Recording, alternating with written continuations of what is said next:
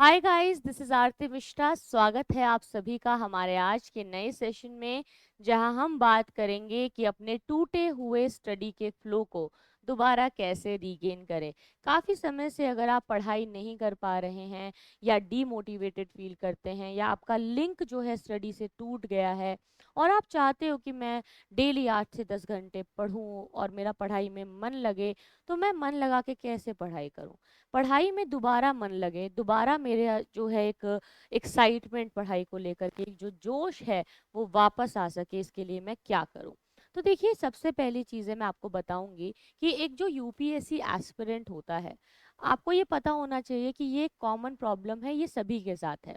आपकी जो स्टडी होती है या आपकी प्रिपरेशन का ये जो ग्राफ होता है, ये जो है बहुत लंबा है और ये अप एंड डाउन वाला ग्राफ होता है, ये ऐसे जाता है। मतलब होता ये है कि आपको कभी भी ऐसा नहीं लगेगा कि हर दिन आप पढ़ना चाहते हो या हर दिन आपका पढ़ने का मूड है या हर दिन आप पढ़ाई कर सकते हो। पहली बात तो ये पॉसिबल ही नहीं है, इट्स नॉट पॉसिबल, क्योंकि किसी दिन आपको मन करेगा, किसी दिन मन नहीं करेगा, फिर किसी दिन बहुत पढ़ाई करोगे, तो इट हैपेंस। ठीक है, इसका मतलब ये है कि जब आप पीक पे रहोगे तो आप 10 घंटे भी पढ़ाई कर लोगे, और जब आप डाउन पे रहोगे तो आप 1 घंटे भी आपका पढ़ाई करने का मन नहीं करेगा। किसी दिन ऐसा भी होगा कि आप सिर्फ 5 घंटे ही पढ़ाई कर पा रहे हो, और किसी दिन ऐसा भी होगा जब आप बिल्कुल भी स्टडी नहीं कर पा रहे हो। तो ये मैं आपको समझाती हूँ कि ये कैसे चलता है।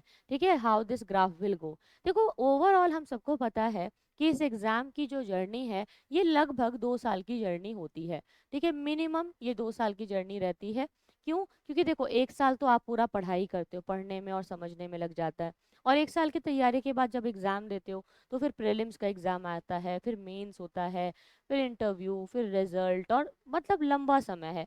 तो 2 साल तक तो आप पढ़ाई और एग्जाम के ही सिलसिले में चलते रहते हो। और ये इवन और भी ज़्यादा बढ़ जाता है कि अगर आपको और अटेम्प्ट्स देने पड़े तो ये 4 साल भी हो सकता है 3-4 साल लग जाए आपको अपनी सक्सेस को हासिल करने के लिए, है ना। तो सक्सेस को हासिल करने में 4 साल भी लग सकते हैं।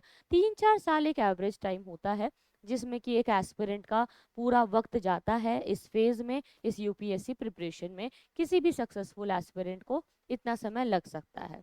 लेकिन अगर 2 साल को हम देखते हुए चलें कि भाई, अगर आप जो है इस साल तैयारी कर रहे हो और एग्ज़ाम देने वाले हो, और आपका ये पूरा प्लान है कि आप ये एग्ज़ाम दोगे और उसके बाद फिर प्रीलिम्स के बाद आप मेंस लिखोगे, इंटरव्यू दोगे, और अभी लगभग 1-1.5 साल आपको बहुत पढ़ाई करनी है, तो ऐसा कभी नहीं हो सकता है कि इस पूरे समय में आप हमेशा 10-10 घंटे डेली पढ़ सको। तो पहले तो ये पॉइंट आपको एक्सेप्ट करना पड़ेगा। तो अब क्या करना है, यहाँ पे ये समझना है कि ये ग्राफ कैसे चलता है। मैं आपको बताती हूँ कि चीज़ें कैसी होती है।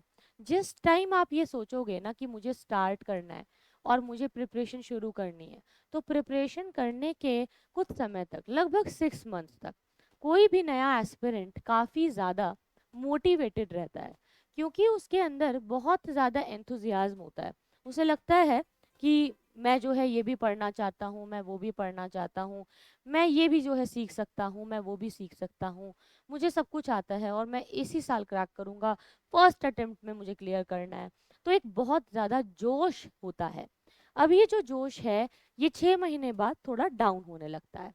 फिर क्या होता है कि आफ्टर 6 मंथ्स एक ऐसा टाइम शुरू होता है जब आपको ओवरऑल हर चीज़ की अंडरस्टैंडिंग हो चुकी है। Now you understand what is the exam and how is the exam, and लगभग आपको ये फील होगा कि 10 महीने बाद, 10 से 12 महीने बाद, यानी कि जैसे आपका 1 साल निकल जाएगा, तो फिर आपको ना दोबारा डाउन फील होगा। आपको लगेगा यार 1 साल हो गया है, मेरा तो कुछ कवर ही नहीं हुआ। क्योंकि सबको ऐसा ही लगता है कि मेरा तो अभी ये भी बाकी है, वो भी बाकी है, ये भी कंप्लीट नहीं हुआ है, वो भी कंप्लीट नहीं हुआ है, अभी मुझे ऐसा भी पढ़ना है, अभी मुझे वैसा भी पढ़ना है, अभी तो बहुत कुछ मेरा हो नहीं पाया, क्या मैं एग्ज़ाम दे पाऊँगा, चलो इस साल छोड़ देता हूँ, अगले साल की तैयारी कर लेता हूँ, इस साल अगर होगा भी तो प्रीलिम्स हो पाएगा, मेंस तक तो मैं शायद ना पहुँच पाऊँ, मेरी तैयारी उतनी पक्की नहीं है। अपने ऊपर डाउट्स जो है शुरू हो जाते हैं, कॉन्फिडेंस लो होने लगता है, और इसके बाद एक ऐसा टाइम पीरियड आता है जब आपको बहुत नींद आती है, यू फील वेरी स्लीपी। ठीक है, तो खैर, नींद कैसे भगानी है और यूपीएससी एस्पिरेंट कैसे स्लीपी ना फील करें, इसके लिए क्या करना है, that I will discuss. Okay, वो मैं आपको अगले वीडियो में बताऊंगी। लेकिन अभी मैं आपको ये बताऊंगी कि एक ऐसा टाइम आएगा जब you will feel very sleepy and lazy. ठीक है, आपको बहुत ही लेथार्जिक फील होगा, बहुत ही स्लीपी और बहुत ही लेजी फील होगा, इवन डीमोटिवेटेड, डिप्रेशन और बहुत सारी चीज़ें फील होने लगती है। और फिर क्या होता है कि बहुत डाउन चला जाता है ग्राफ। उसके बाद फिर आप ऐसे ही जैसे अभी देख रहे हो, मोटिवेशन वीडियोस देखते हो, सोचते हो कि ये क्या करूं मैं, दोबारा ठीक कैसे करूं अपने आप को। कुछ स्टूडेंट ऐसे होते हैं कि वो क्या करते हैं, अपने स्टडी का फ्लो मीनवाइल बनाए रखते हैं और फिर दोबारा फिर से पढ़ने लग जाते हैं। कुछ स्टूडेंट ऐसे होते हैं जो देखते हैं कि अरे फॉर्म आ गया है तो अब तो मुझे एग्जाम देना है, टाइम कम बचा है, तो वो पढ़ने लग जाते हैं। कुछ स्टूडेंट्स ये देखते हैं कि एग्जाम काफ़ी नज़दीक है तो डर से पढ़ने लग जाते हैं। पर कभी कभी ऐसा भी होता है कि कुछ स्टूडेंट यहाँ पहुँचने के बाद दोबारा बाउंस बैक नहीं कर पाते। तो आज का वीडियो इसी बारे में है कि आप दोबारा कैसे बाउंस बैक करेंगे, आप दोबारा कैसे अपनी प्रिपरेशन में जो है वापस उसी इंथुजियाज्म के साथ कम बैक कर सकते हैं। तो अगर आप इस पार्ट में आ चुके हो जब आपको बहुत sleepy, lazy, depressed, lethargic, demotivated feel होता है और आपको लगता है काफ़ी टाइम से मैं पढ़ नहीं पा रहा हूँ ठीक से, मतलब मैं कोशिश तो कर रहा हूँ पर मैं पढ़ नहीं पा रहा हूँ, तो अगर आपको ऐसा लगता है तो इसका क्या कारण है? ये है कि हो सकता है कुछ समय से आप पढ़ नहीं पाए हैं, ब्रेक ज़्यादा लंबा हो गया है और अब आपको दोबारा मन है लेकिन आपका मन जो है वो फोकस्ड नहीं है। तो सबसे पहली चीज़ आपको क्या करनी है कि अपनी सबसे फर्स्ट जो चीज़ है वो है अपनी बॉडी पर, अपनी हेल्थ पर थोड़ा सा ध्यान दीजिए। ऐसा हो सकता है कि आपके खाने पीने, सोने उठने का कोई पैटर्न नहीं है।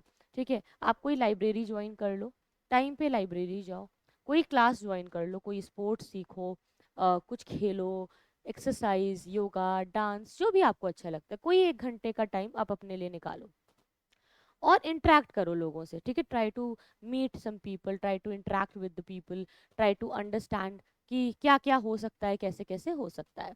ठीक है, तो आप अपने बॉडी को कंट्रोल करें और अपने माइंड को थोड़ा सा कंट्रोल करने की कोशिश करें। इसके बाद दूसरी चीज़ है कि आप अपनी स्टडी को बिना कुछ सोचे समझे रैंडमली जो भी आपको पढ़ना अच्छा लगता है वहाँ से स्टार्ट करो। जैसे ही आप पढ़ना शुरू करोगे दोबारा आपका फ्लो बढ़ने लगेगा। और शुरुआत में आप एक दिन में 1 घंटा पढ़ो, सोचो कि मैं ज़्यादा नहीं पढ़ूंगा, 1 ही घंटा पढ़ूंगा।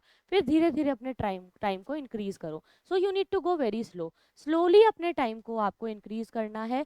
स्लोली स्लोली आपको क्या करना है कि पहले आप कोशिश करो कि मैं 1 घंटा पढूं, फिर उसके बाद 2 घंटा, फिर 3 घंटा, फिर 4 घंटा।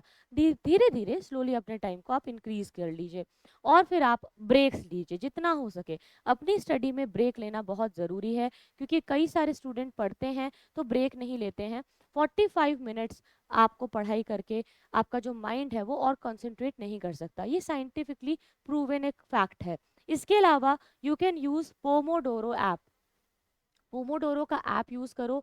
इससे क्या होगा कि आप इस ऐप में टिक टिक का टाइमर सेट कर दो कि आपको 15 मिनट जो है ब्रेक लेना है। हर 45 मिनट्स के पढ़ने के बाद आप कोशिश करो कि 10 मिनट ब्रेक ले लो, फिर वापस जो है पढ़ाई करो, फिर 10 मिनट ब्रेक लो। 10-15 मिनट के ब्रेक में आप चाय पी लो, वॉक कर लो, अपने ही रूप में आप थोड़ा जंपिंग कर लो, योगा कर लो, अनुलोम विलोम कर लो, सबसे ईजी है। ठीक है, कुछ भी कर सकते हो बैठे बैठे। और फ़ोन का कम से कम इस्तेमाल करो। कोशिश करो कि जो भी आप पढ़ते हो अपने दोस्तों के साथ, भाई बहनों के साथ, मम्मी पापा से डिस्कस करो। डिस्कस करने से दोबारा पढ़ने का मन करता है, लाइब्रेरी जाने से भी पढ़ने का मन करता है। और अपनी बॉडी पर ध्यान दोगे तो ऑलरेडी आपको सब कुछ अच्छा लगेगा और ओवरऑल आप सब कुछ जो है दोबारा से फ्लो में कर पाओगे। सो आप में से और कितने स्टूडेंट्स हैं जो फ्लो में अपने आप को मिस कर रहे हैं और आप अपना फ्लो बैक वापस लाने के लिए, दोबारा बाउंस बैक करने के लिए क्या करते हैं, ये मुझे ज़रूर बताइएगा कमेंट्स में। गाइज आपको याद होना चाहिए कि टॉप 10 मेरा रेफरल कोड है। इस कोड का यूज़ करके आप अनअकैडमी का सब्सक्रिप्शन ले सकते हैं with 20% off, 20% discount by using my code top 10। Top 10 is my referral code which will give you extra discount on Unacademy plus subscription. तो आज के लिए इतना ही। Thank you so much for watching.